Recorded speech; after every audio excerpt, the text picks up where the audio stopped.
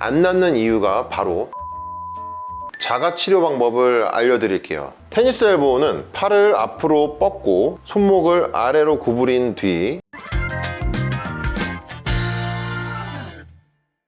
안녕하세요. 여러분의 관절을 지켜줄 뼈닥터 이종혁 원장입니다. 팔꿈치 통증 때문에 불편함을 느끼고 계신가요? 팔꿈치 통증의 대표적인 원인으로는 테니스 엘보우와 골프 엘보우가 있는데요. 이 두 가지가 어떻게 다른지 아시는 분들도 있고 헷갈리시는 분들도 많으실 겁니다. 오늘은 엘보우 질환에 대해서 자세히 알아보겠습니다. 팔꿈치 통증을 완화시킬 수 있는 꿀팁도 함께 소개할 예정이니 끝까지 함께 해주세요. 먼저 테니스 엘보우와 골프 엘보우가 무엇인지부터 알아볼게요. 테니스 엘보우는 팔꿈치 부위가 아프지만 사실 팔꿈치는 죄가 없고 손과 손목을 많이 쓰는 게 원인인데 애꿎은 팔꿈치가 아프게 되는 겁니다. 근육을 보면 알 수 있듯이 손과 손목을 쓰는 근육의 힘줄이 팔꿈치의 이 좁은 부위에 모여서 붙어 있고 여기서 힘을 쓰게 됩니다. 따라서 손과 손목을 많이 쓰면 쓸수록 이 좁은 부위에 오밀조밀 붙어 있는 힘줄 조직이 점점 약해지고 심지어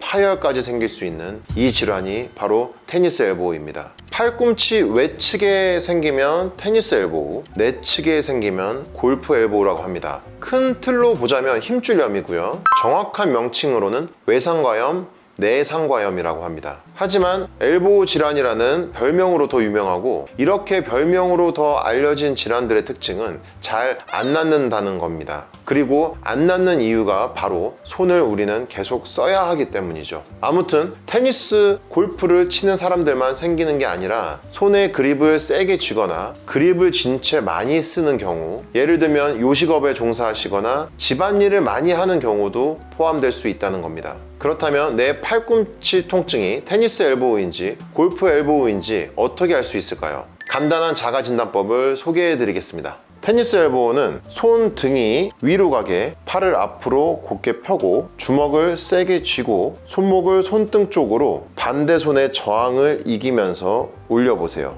이때 팔꿈치에 통증이 있는 경우는 테니스 엘보우입니다. 증상이 심한 경우에는 주먹만 쥐어도 아플 수 있습니다. 다음은 골프 엘보우 자가 진단법입니다. 이번에는 반대로 손 바닥이 위를 보게 하고 팔을 곧게 펴고 주먹을 세게 쥐고요. 손목을 바닥 쪽으로 굽히면서 반대 손의 저항을 이기면서 당겨보세요. 이때 팔꿈치 안쪽에 통증이 느껴지면 골프 엘보우일 가능성이 높습니다. 이런 자가진단법을 통해 팔꿈치 통증의 원인을 어느 정도 파악할 수 있지만 정확한 진단을 위해서는 전문의의 진료를 받는 것이 가장 좋습니다.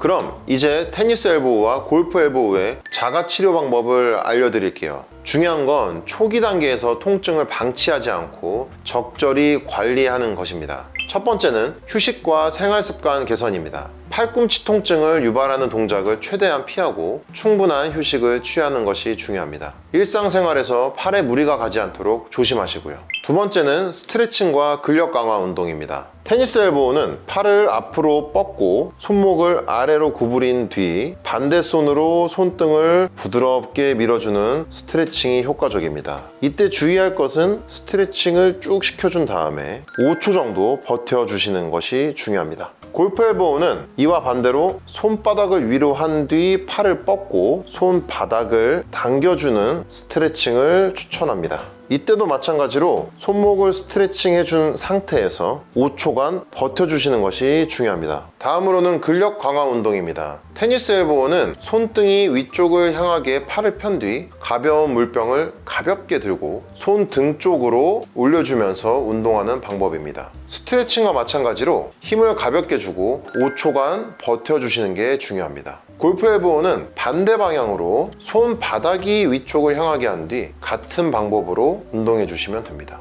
팔꿈치를 펴고 운동하기가 어려우신 분들은 팔꿈치를 구부리고 똑같은 방법으로 하셔도 됩니다.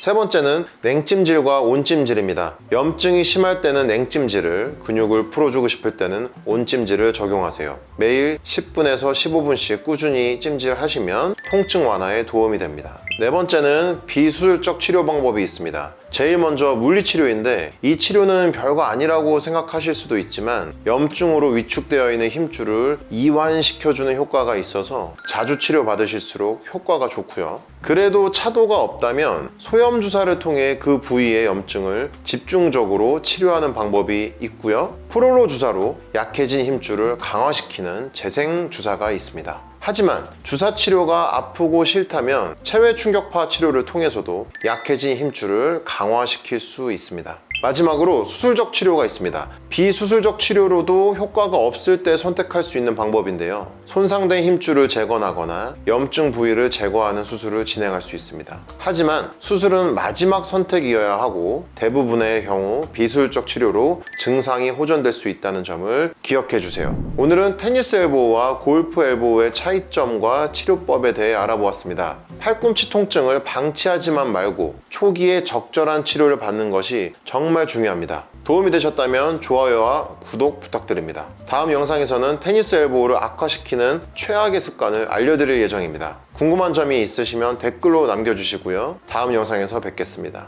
여러분의 관절을 지켜줄 뼈닥터 이종혁 원장이었습니다. 감사합니다.